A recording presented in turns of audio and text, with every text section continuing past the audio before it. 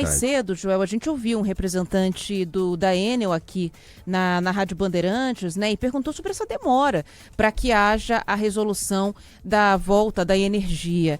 E o diretor regional da Enel, o Marcelo Puertas, ressaltou a queda de centenas de árvores e falou em destruição da rede, o que dá muito trabalho para ser refeito. Só na cidade de São Paulo capital, eu tenho registro de mais de 200 árvores caídas, né? Em toda a grande São Paulo, esse número vai para 400, quase 500 árvores caídas. Tem casos, né, árvores que caem 2, 3, 4, 5 postes, né? Um poste pesa 1.500 toneladas, eu preciso de um guincho para instalar um poste.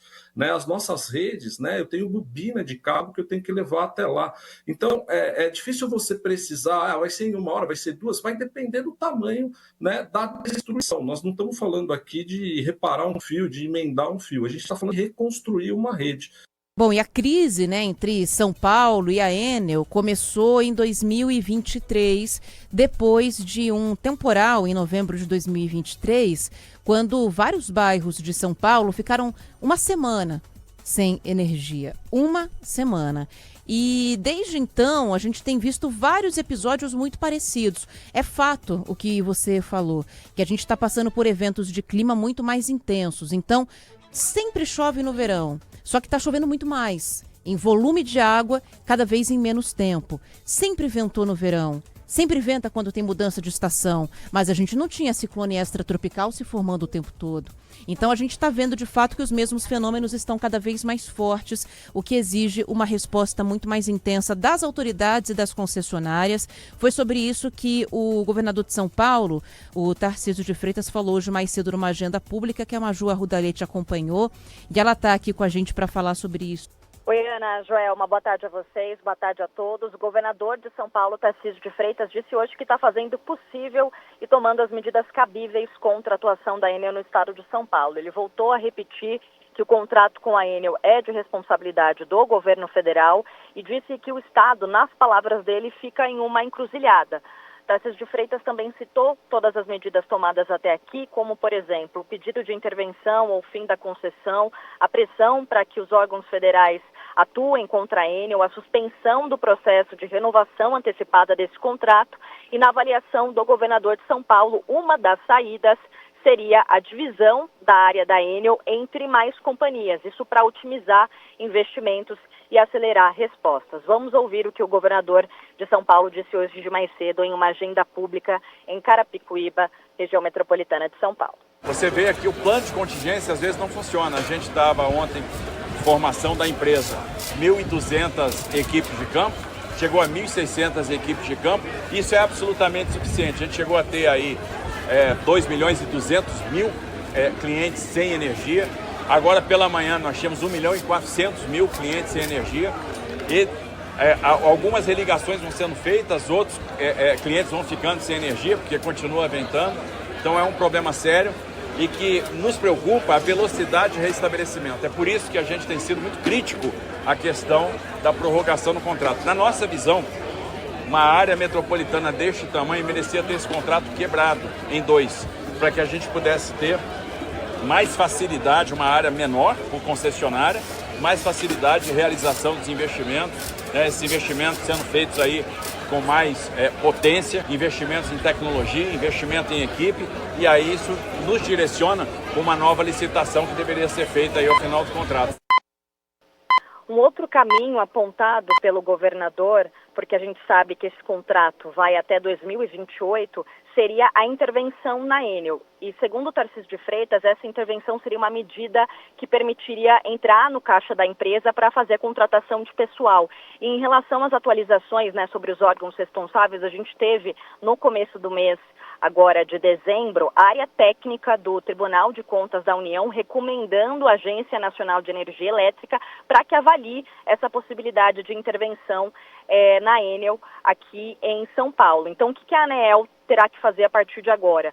estudos, documentação, fundamentação técnica para apontar os possíveis riscos, os impactos e as consequências de uma eventual intervenção. A gente também tem aqui o posicionamento do Ministério de Minas e Energia. Em nota, eles disseram que o foco agora da pasta é o atendimento nos locais atingidos, então dando uma atenção especial para hospitais, escolas, aeroportos.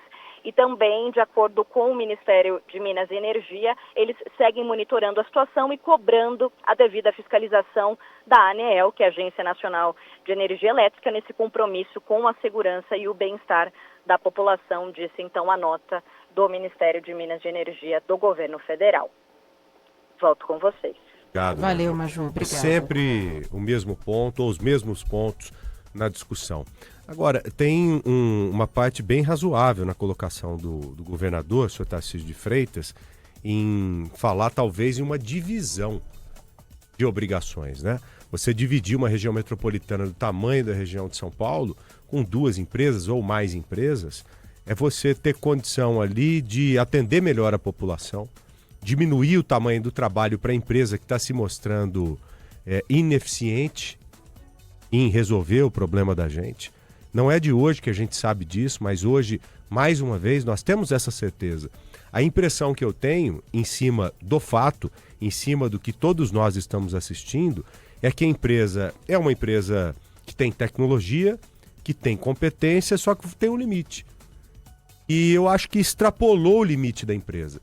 Então seria razoável mesmo reduzir a área de atuação da empresa e entregar para uma outra, para 2 ou 3 ou 4 terem condição de oferecer um serviço melhor para a gente.